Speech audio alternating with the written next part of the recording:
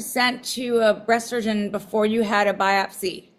I was actually referred, Yeah. this wasn't a breast surgeon, he was a general surgeon. Okay. And I had seen this doctor a few years before. I had had a couple biopsies on some fibroadenomas, which are benign breast findings. So he had referred me out to that. And I something just felt different when I was reading Sure. through the imaging reports. They didn't read like the other ones did. And so I felt like I needed somebody who was willing to answer the questions I had about the radiology report. And he spent a lot of time reassuring me it was probably nothing, but that we should get the Mhm. biopsies rather than answering the questions about what were calcifications, because I wanted to know what that was.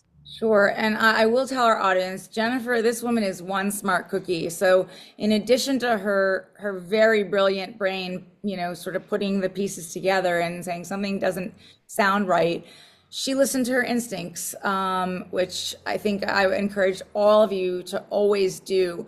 If you have an instinct about something, please don't feel embarrassed, don't feel ashamed to talk to somebody. And if a medical practitioner or any part of a care team shames you for that, go look elsewhere.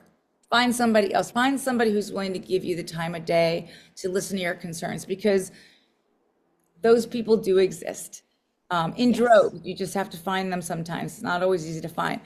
So I will just also tell the audience there are general surgeons that do practice breast surgery.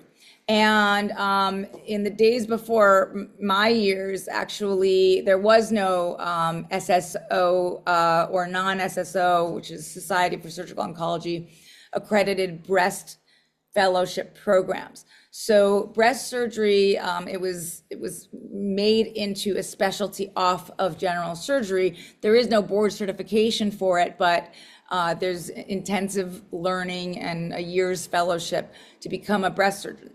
That being said, so some of the people in the older generation might be general surgeons and practice breast surgery. I will not tell you not to see a general surgeon for breast surgery, because some really are excellent at it and they've devoted their practice to it, and they really know a lot, if not everything, about breast surgery. But it's just a distinction that you should be aware of, that there are fellowship trained breast surgeons and there are also general surgeons that do breast surgery. So That's so a what really good qualification.